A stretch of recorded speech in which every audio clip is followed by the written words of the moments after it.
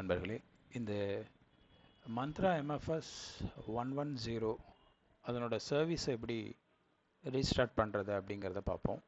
First start button click பண்ணிக்கிங்க. அதில் சர்ச்சில் சர்வீசஸ்னு டைப் பண்ணிக்கிங்க. சர்வீசஸில் உங்களுக்கு டைப் பண்ணிங்கனாலே இங்கே உங்களுக்கு சர்வீசஸ் டிஸ்பிளே ஆகும்.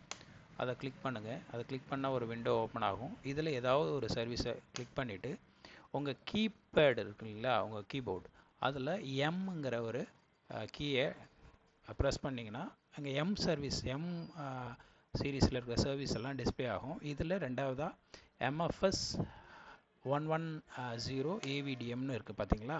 ஸோ இதை செலக்ட் பண்ணிவிட்டு ஜஸ்ட் ரீஸ்டார்ட் கொடுங்க. ஜஸ்ட் ரீஸ்டார்ட் கொடுத்துட்டிங்கன்னா உங்களுக்கு விண்டோவில்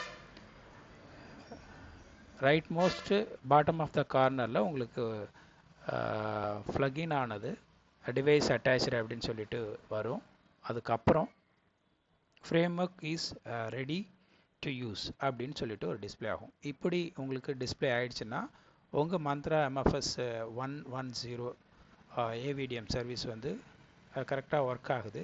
உங்களோட டிவைஸ் வந்து இப்போ ஆன்லைனில் உங்களுக்கு ஃபிங்கர் பிரிண்ட் வைக்கிறதுக்கு ஏதுவாக அமைஞ்சிருக்கும் அப்படின்னு சொல்லிட்டு நம்ம புரிஞ்சுக்கலாம். அதுக்கப்புறம் நீங்கள் போயிட்டு உங்கள் என்ன சர்வீஸில் போனாலும் உங்களோட ஃபிங்கர் பிரிண்ட் கரெக்டாக ஒர்க் ஆகும். ஸோ அதை பார்த்துங்க. தேங்க்யூ.